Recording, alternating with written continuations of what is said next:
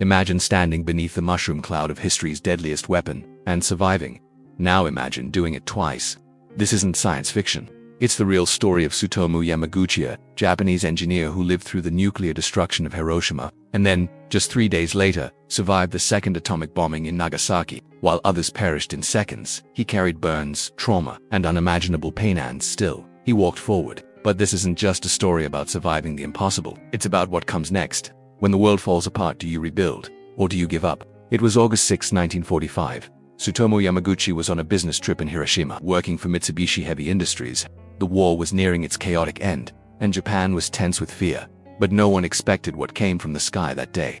As he walked toward the shipyard, he looked up and saw something strange: an American B-29 bomber flying overhead, and a small silvery object falling beneath it. Seconds later, the sky turned white, a flash, a roar, then nothing. The bomb, little boy, had detonated just 3 kilometers from where he stood.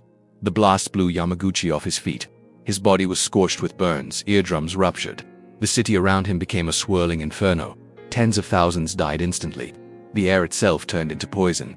He staggered through ruins. Bodies lay charred in the streets, shadows etched into walls. But somehow he survived, and somehow he made it back to Nagasaki, his hometown. 3 days later, on August 9th, barely able to walk, wrapped in bandages, Tsutomu went to report for duty. He tried to explain to his boss what he had seen in Hiroshima, how one bomb had leveled an entire city. His superior didn't believe him. One bomb can't destroy a city, they said.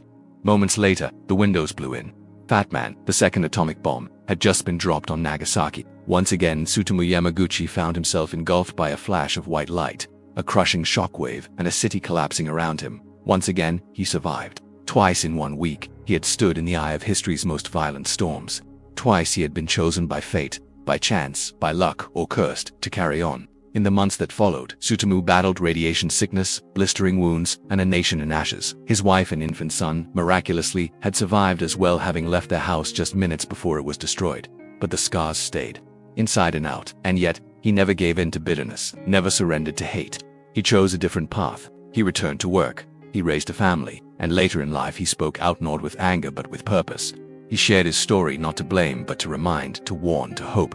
He said, "I can't understand why the world cannot understand the agony of the nuclear bombs. I experienced it with my own body." He became a Hibakusha survivor and a peace advocate, urging the world never to make the same mistake again. In 2009, the Japanese government officially recognized him as the only person to have survived both bombings.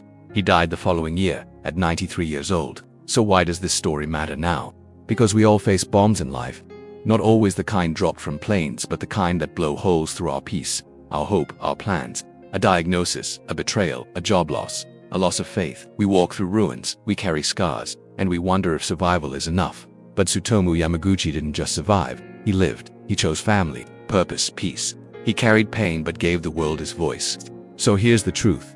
Being broken doesn't mean you're finished. Enduring pain doesn't mean you've lost your path. You might have survived something you didn't think you could. But maybe, just maybe, you were meant to keep walking for someone else, for a reason, for something bigger. You don't have to be a hero. You just have to stand up again. Because surviving is not the end of the story. Living is.